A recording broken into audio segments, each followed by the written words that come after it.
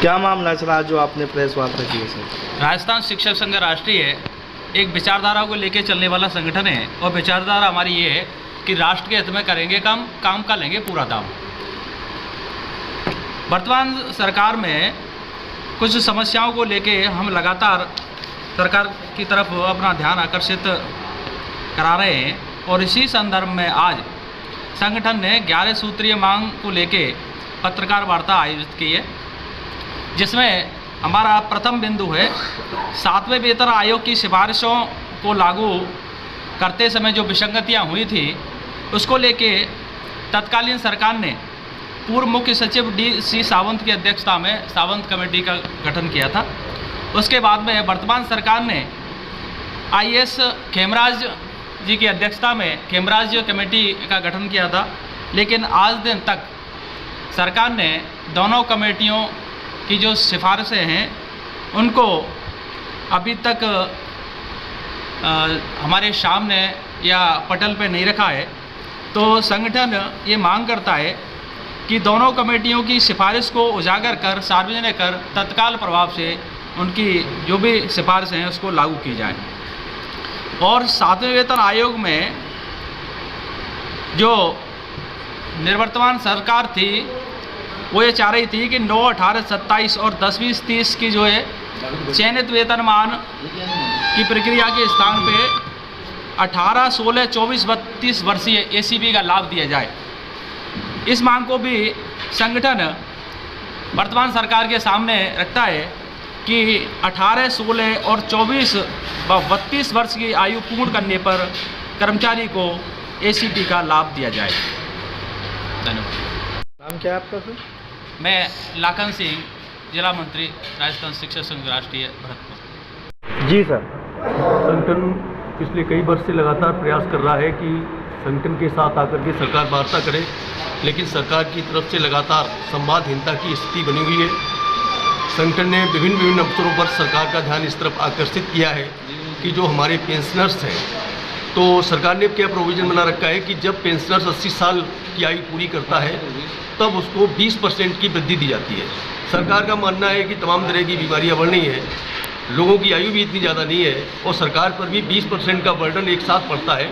संगठन का ये आग्रह है कि 80 साल की उम्र में पेंशन में 20% की वृद्धि करने के बजाय 65 साल में, 70 साल में, 75 साल में क्रमशः उसमें 5, 10, 15 और 20 इस तरीके की वृद्धि की जाए, ताकि पेंशनर्स की जो आर्थिक संकट का सामना करना पड़ता है उससे उसको निजात मिल सके और सरकार पर भी भार जो है वित्तीय एक साथ नहीं पड़े।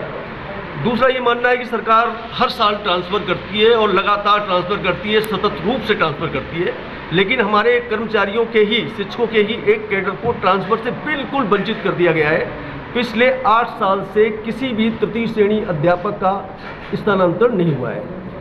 तमाम टीचर अपने गृह जिलों को छोड़कर बाड़मेर, जैसलमेर जैसे सुदूरवर्ती जिलों में कार्य कर रहे हैं। उन्होंने क्या गुनाह किया है? भाई हमारे पास उनके गृह जिलों में वैकेंसी खाली पड़ी है, तमाम वैकेंसियां खाली हैं। तो सरकार से संगठन ये आग्रह करता है कि तृतीय श्रेणी शिक्षकों के अविलंब स्थानांतरण किए जाए। पिछली सरकार में भी और इस सरकार में भी लगातार पिछले 8 साल से ट्रांसफ़र नीति का झुंझुना बज रहा है। उसने भी झुंझुना बजाया है, ये भी झुंझुना बजा रहे हैं। अंतिम साल है, आज की तारीख तक कोई भी ट्रांसफ़र नीति तृतीय श्रेणी अध्यापकों को लेकर के पटल पर नहीं आई है। तो ये कब तक बजेगा?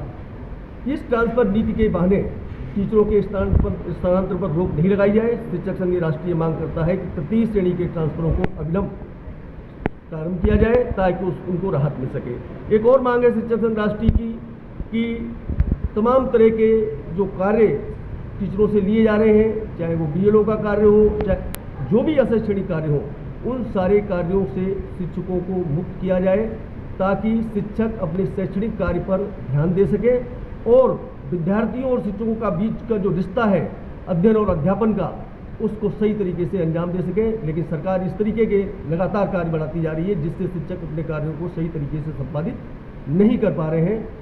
और इसके अलावा इस पर हमने 11 सूत्री सरकार को दिया है और हम चाहते हैं कि इस 11 सूत्री मांग पत्र सरकार संगठन के साथ विचार करे, वार्ता करे और इन समस्याओं का समाधान करे। जय हिंद, जय भारत। राम नरेश सिंह राठौर, संभाग संगठन मंत्री, भरतपुर संभाग। शिक्षक संघ राष्ट्रीय पिछले कई वर्षों से अपने विभिन्न विभाग हैं तीनों, उनके मांग पत्रों पर चर्चा करता रहा है, लेकिन पिछली सरकार ने भी और इसने भी अभी तक कोई निष्कर्ष नहीं निकाला है। इसलिए संगठन को अब यह अपना आंदोलनात्मक रवैया अपनाने पर मजबूर होना पड़ रहा है। इसमें तीनों विभाग, विशेष रूप से माध्यमिक शिक्षा, प्रारंभिक शिक्षा, संस्कृत शिक्षा के लंबे मांग पत्र दिए हुए हैं, लेकिन सरकार, दोनों ही सरकारों की हठधर्मिता रही, जिनके कारण से उन्होंने किसी भी संगठन के प्रतिनिधि को नहीं बुलाया और उनसे कोई वार्ता नहीं की है। अभी कुछ समस्या हैं जिसमें कि एक शिक्षक इस बेरोजगारी के माहौल में नियुक्ति पा लेता है तृतीय श्रेणी की, पाने के बाद में 2 साल का परीक्षा काल उसका निरंतर रहता है, फिर उसी दरमियान उसका द्वितीय श्रेणी में हो गया, लेक्चर में हो गया, RAS में हो गया, तो जैसे भी उच्च पद पर जाता है तो वो निरंतर 2-2 वर्ष के परीक्षा काल को काटता रहता है। यह उसके लिए बहुत ही असुविधाजनक रहता है और आर्थिक रूप से अनहितकर भी है। तो इसलिए शिक्षक संघ राष्ट्रीय यह मांग करता है कि अपने पूरे सेवा काल में जो आदमी की एफिशिएंसी है, जो उसकी प्रोविजन पीरियड है, उसको आप 1 साल में पूर्णतः परख लें और इस परीक्षा काल को 1 वर्ष के लिए ही रखें, और 1 वर्ष परीक्षा काल पूरा होने पर तो उसको जिस दिन नियुक्ति हुई है उस दिन से ही फिक्सेशन का लाभ दिया जाए, ताकि उसको आर्थिक हानि नहीं हो। दूसरा बिंदु इसके साथ ये रहता है कि हमारे यहाँ पर आजकल एक नवाचार चल रहा है ऑनलाइन कार्यक्रम का। ऑनलाइन कार्यक्रम में पूरा काम ऑनलाइन हो रहा है, तो इसमें शिक्षक पूरे समय व्यस्त रहते हैं, शिक्षण कार्य से जुड़ नहीं पाते। गांव में टावर की भी समस्या रहती है, लेकिन फिर भी करना पड़ रहा है। दूसरी बात यह है कि शिक्षक इस काम के लिए अपना स्वयं का नेट और स्वयं का ही मोबाइल उपयोग में लेते हैं, जबकि सरकार के कुछ प्रमुख विभाग जैसे पुलिस विभाग है, राजस्व विभाग है, ग्रामीण विकास विभाग है, इन सब में अपने कार्मिकों को एंड्रॉयड फोन और PC टैबलेट दिए हुए हैं, उन पर ये अपना काम कर लेते हैं। लेकिन उनके और हमारे काम की प्रकृति भी अलग है कि हमें शिक्षण व्यवस्था क्लास में रह करके 10 से 4 का समय है, उसमें पूरे समय नियमित शिक्षण कराना है, उसी समय पर वो प्रशिक्षण भी रख देते हैं। तो इस तरह की व्यवस्था से शैक्षणिक व्यवस्था बहुत ज़्यादा बाधित होती है।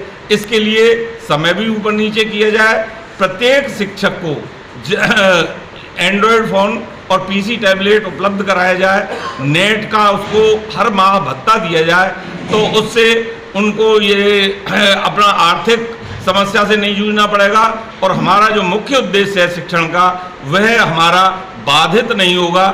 शिक्षण के समय में पूरे 6 घंटे पूरे मन के साथ अपने से विद्यार्थियों को पढ़ा सकेंगे, और इसका समय भी प्रशिक्षण का समय हो, उपस्थिति का समय हो, यह सुविधा अनुसार सुबह शाम में सरकार मान ले तो उससे ज़्यादा सुविधा रहेगी।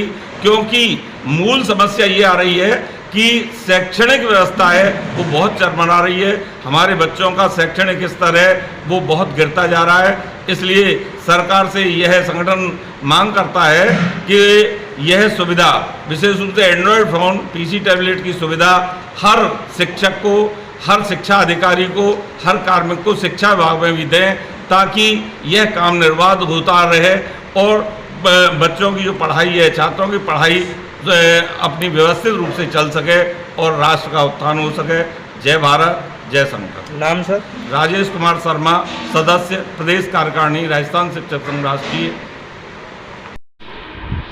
हमारे कुछ शिक्षक साथी ऐसे हैं जिनके 3 संतान हो जाती है और सरकार उनको ACP का लाभ 3 साल बाद देती है, उनकी पदोन्नति भी आगे खिसका दी जाती है तथा उनका जो वरिष्ठता है उसको भी आगे खिसका दिया जाता है। एक गलती के लिए 3 बार या अनेकों प्रकार दंड दिया जाना ये न्यायोचित नहीं है।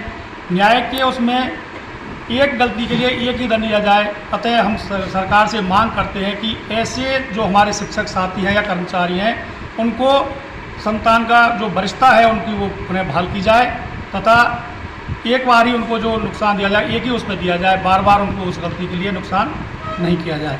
दूसरा, हमने शिक्षक साथियों ने कुछ अभियान चला करके समग्र शिक्षा के द्वारा और सभी साथियों ने नामांकन वृद्धि की।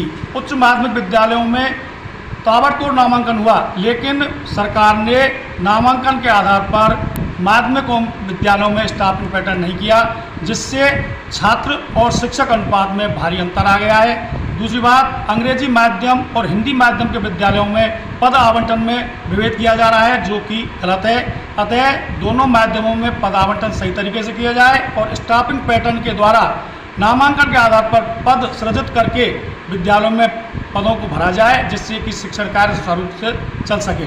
जय संगठन, जय भारत, जय हिंद। कृष्ण कुमार कौशिक, जिला अध्यक्ष, भरतपुर। जो कि एक जबकि होना ही चाहिए कि उनको नियमित भर्ती दे दी जाए, जिससे कि जो आज का युवा शिक्षक है वो आगे अपने भविष्य को लेकर के चिंतित ना हो।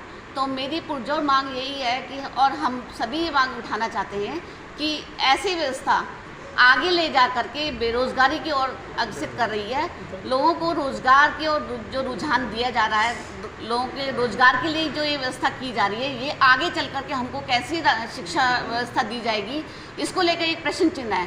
तो सरकार से ये हमारी मांग है कि उनको नियमित लगाया जाए, ना कि संविदा के रूप में उनको शिक्षा विभाग में नियुक्ति दी जाए। मैं इसकी अपनी तरफ से और अपने राष्ट्रीय शिक्षक संघ की तरफ से ये पुरजोर अपनी मांग उठाती हूँ कि ये व्यवस्था को आप बिल्कुल ही हम लोग नहीं सहन करेंगे और आगे भी आज का युवा इस मांग को लेकर के आगे आक्रोशित हो रहेगा। जय भारत, जय संगठन। मैं अलका सिंह, संभाग संयुक्त मंत्री महिला। जय भारत।